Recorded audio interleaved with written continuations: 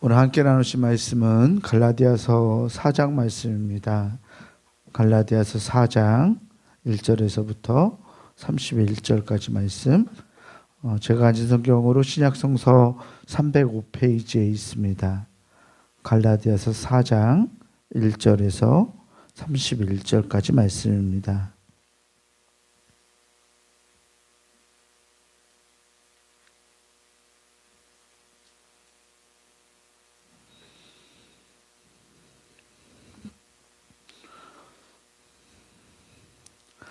갈라디아서 4장 1절에서 31절까지 제가 이제 여러분들한테 나누어서 교독하겠습니다. 내가 또 말하노니 유업을 이을 자가 모든 것의 주인이나 어렸을 동안에는 종과 다름이 없어서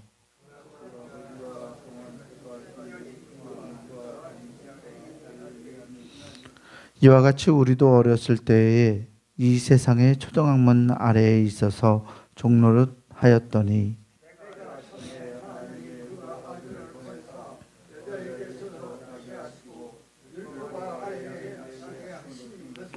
율법 아래에 있는 자들을 속량하시고 우리로 아들의 명분을 얻게 하려 하심이라.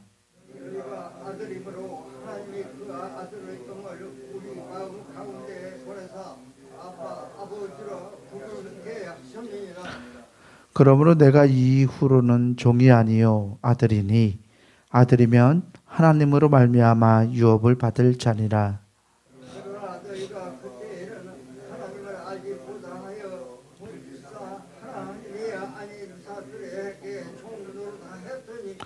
이제는 너희가 하나님을 알 뿐 아니라 더욱이 하나님이 아신 바 되었거늘 어찌하여 다시 약하고 천박한 초등학문으로 돌아가서 다시 그들에게 종노릇 하려 하느냐.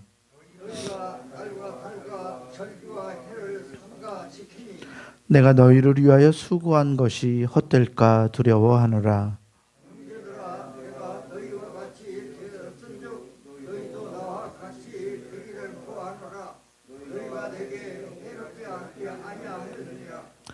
내가 처음에 육체의 약함으로 말미암아 너희에게 복음을 전한 것을 너희가 아는 바라.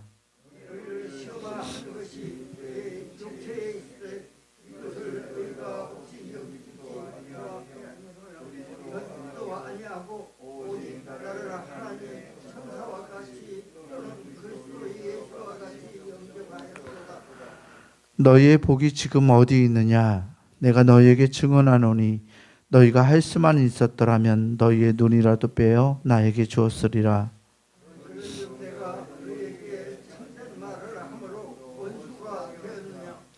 그들이 너희에게 대하여 열심내는 것은 좋은 뜻이 아니요 오직 너희를 이간시켜 너희로 그들에게 대하여 열심을 내게 하려 함이라.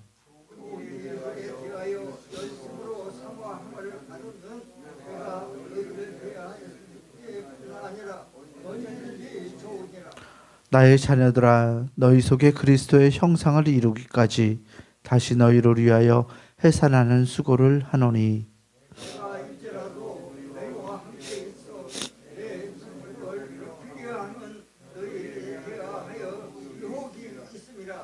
내게 말하라. 율법 아래에 있고자 하는 자들아 율법을 듣지 못하였느냐.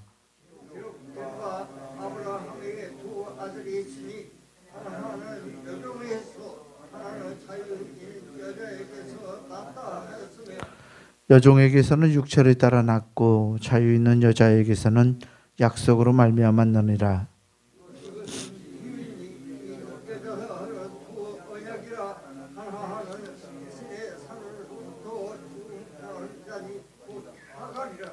이 하갈은 아라비아에 있는 신의 산으로서 지금 있는 예루살렘과 같은 곳이니 그가 그 자녀들과 더불어 종노릇하고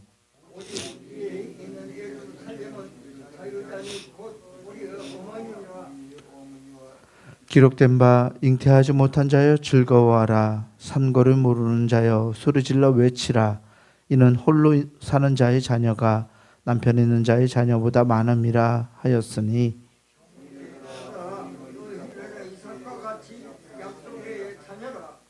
그러나 그때 육체를 따라 난 자가 성령을 따라 난 자를 박해한 것 같이 이제도 그러하도다.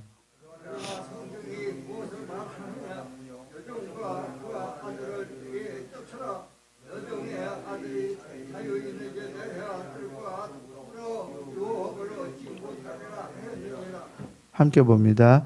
그런즉 형제들아 우리는 여종의 자녀가 아니요 자유 있는 여자의 자녀니라. 아멘. 우리 주님께서 주시는 은혜와 평강이 오늘 새벽 하나님께 나아가는 우리 모두에게 함께하기를 주의 이름으로 축원합니다. 오늘 말씀 갈라디아서 4장 말씀은 3장에 이어서 율법과 복음의 관계를 믿음의 조상 아브라함 그리고 아브라함의 자녀들에 대한 이 알레고리적인 비유를 통해서 보여주고 있어요.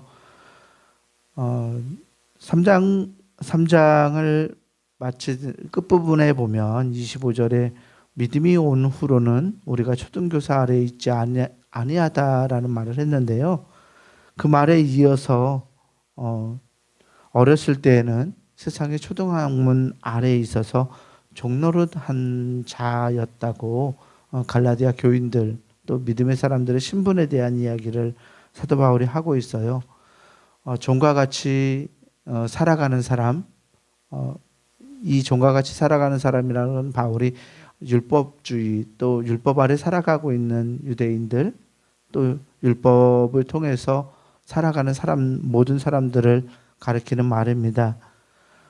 그런데 이 율법으로 살아가는 사람들과 달리 바울이 전했던 복음으로 살아가는 사람은 자유로운 사람 그리고 자유로운 여종의 아들로 비유하면서 이 율법으로부터 떠나서 복음에 거할 것을 말하고 있죠.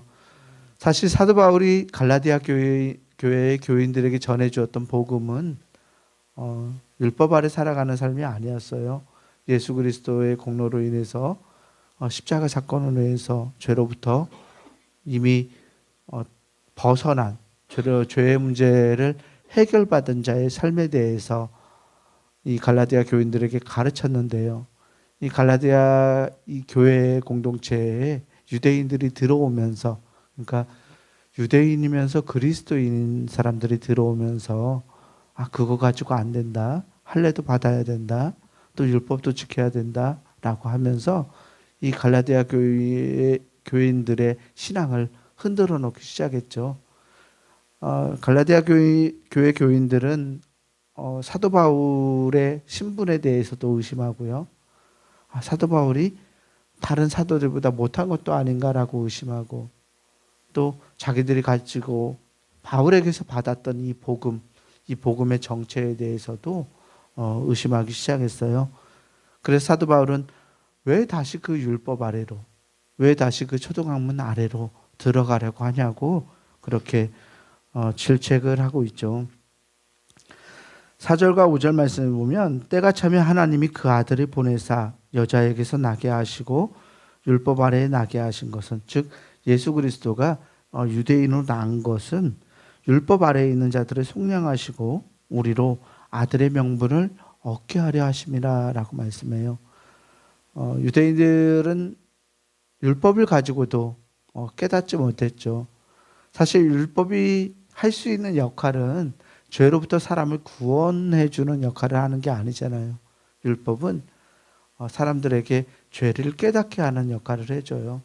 그러니까 우리가 어떤 자인가, 우리가 어떤 사람인지를 깨닫게 해줍니다. 율법을 초등학문이라고 비유하는 것도 율법이 구원을 이루게 할 수 있는 것이 아니라 어떤 하나님이 원하시는 삶 밖으로 나아가지 않도록 그 어떤 테두리, 보호막처럼 그 반경을 지정해주는 역할을 했기 때문에 율법에 대해서 그렇게 이 율법의 역할을 사도 바울이 설명해주고 있죠. 그러면서 6절에 중요한 말씀을 합니다. 이런 말씀인데요. 너희가 아들임으로 하나님이 그 아들의 영을 우리 마음 가운데 보내사 아빠 아버지라 부르게 하셨느니라. 아멘. 갈라디아 교인들에게 너희는 하나님의 자녀다. 하나님이 그 아들의 영을 너희들의 마음 가운데 보내서 아빠, 아버지, 아빠라고 부르게 하셨다라고 말합니다. 복음은 우리에게 새로운 관계를 불러일으켜요. 복음은 우리가 하나님의 자녀임을 깨닫게 해줍니다. 복음은 우리가 성령 안에서 살아갈 수 있게 하는 능력이 됩니다. 예수 그리스도의 그 기쁜 소식, 구원의 기쁜 소식으로 인해서 우리 안에 약속된 성령 하나님이 우리 안에 함께 하심으로 우리의 신분이 변화되고 우리의 현실이 바뀌게 되죠. 예전에는 율법 아래 또는 죄 가운데 살아갈 수밖에 없는 우리였지만 성령 하나님이 우리 안에 내주하심으로 말미암아서 우리가 하나님과 자녀의 관계를 맺게 되었으니까 말입니다. 우리가 하나님의 자녀임을 믿음으로 확신하면서 살아갈 수 있는 우리가 되길 소망합니다. 내가 하나님의 딸이요 하나님의 아들이요 다시는 죄의 골수 아래 살아가는 사람이 아니라는 것을 알면 우리의 삶이 하나님 보시기에 아름다운 삶이 될 줄 믿습니다. 그래서 사도 바울은 7절에서도 그러므로 내가 이후로는 종이 아니요 아들이니 아들이면 하나님으로 말미암아 유업을 받을 자다라고 말씀하고 있어요. 하나님의 나라를 소유하고 그 나라를 살아갈 수 있는 자라고 그리스도인들의 신분에 대해서 말씀하고 있죠. 뒤로 8절부터는 율법주의로 타락하는 것에 대한 경고를 합니다. 본질상 진노의 자녀로 또 천박한 초등학문으로 이방인들처럼 돌아가려 하느냐. 이미 그리스도의 복음으로 깨끗하게 받은 하나님의 자녀가 된 너희들에게는 율법이 세상의 이방 신이나 이방 종교나 다를 바가 없게 될 것이라고 말하고 있는 거예요. 왜냐하면 이미 하나님의 자녀이니까. 이미 하나님과 새로운 관계를 얻고 성령을 선물로 받은 사람들이니까 말입니다. 그러면서 사도 바울이 했던 이 복음으로 살아가는 길을 다시 살아갈 수 있도록 사도 바울이 다시 해야겠느냐고 질책하면서 질문하죠. 19절 말씀에 보면 나의 자녀들아 너희 속에 그리스도의 형상을 이루기까지 다시 너희를 위하여 해산하는 수고를 하노니 내가 이제라도 너희와 함께 있어 내 언성을 높이려 함은 너희에 대하여 의혹이 있음이라. 아멘. 갈라디아 교인들을 나의 자녀라고 불러요. 그러면서 그리스도의 형상을 이루기까지 다시 너희를 위하여 내가 해산하는 수고를 한다라고 말합니다. 그리고 마지막으로는 이 율법과 복음에 대한 비유를 아브라함의 두 자녀 이스마엘과 이삭에 대한 비유를 통해서 다시 한번 그 신분에 대한 강조를 하고 있습니다. 사도 바울이 말하는 것처럼 이 갈라디아 교인들뿐만 아니라 우리는 하나님과 함께 살아가는 또 하나님의 나라를 우리의 유업으로 받은 하나님의 약속의 자녀들입니다. 내가 하나님의 약속의 자녀라는 것을 기억하고 믿음으로 하나님 앞에 굳건하게 서는 그러한 기쁨과 또 그러한 은혜가 우리에게 함께하기를 소망합니다. 오늘 하루 하나님의 자녀된 우리들이 나를 구원하시고 나를 통해서 하나님의 나라를 살아가게 하신 그 하나님을 기뻐하고 감사하고 즐거워할 수 있는 2023년의 마지막 날이 되기를 주의 이름으로 간절히 축원합니다. 기도하겠습니다. 사랑과 은혜의 하나님 감사합니다. 죄 가운데 살아가던 우리들을 예수 그리스도의 놀라운 구원의 은혜로 구원하시고 하나님 우리를 하나님의 자녀 삼아 주시고 하나님의 나라를 살아갈 수 있는 귀한 존재로 우리를 불러주시고 세워주시니 주님 감사합니다. 하나님 우리가 약속을 가진 자, 믿음을 가진 자, 또 복음의 기쁜 소식을 세상 가운데 전하고 삶으로 살아내는 자임을 말씀을 통해서 발견합니다. 귀한 이 믿음의 약속이 우리 안에 있음을 하나님 기억하고 날마다 하나님의 자녀다운 삶을 살아갈 수 있는 놀라운 은혜를 우리에게 허락하여 주옵소서. 2023년 마지막 날을 하나님 보냅니다. 이 날이 하나님 안에서 하나님과 동행하는 복된 날이 되길 원합니다.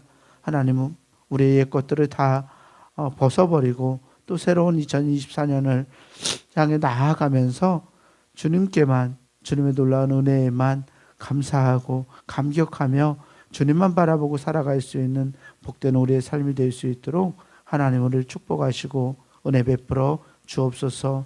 하나님이 마련하신 귀한 약속, 믿음의 약속, 그 나라를 나의 나라임을 깨닫고 그 나라 가운데 기쁨으로 살아갈 수 있는 복된 날이 되기를 간절히 원하오며 우리 주 예수 그리스도의 이름으로 감사하며 간절히 기도합니다.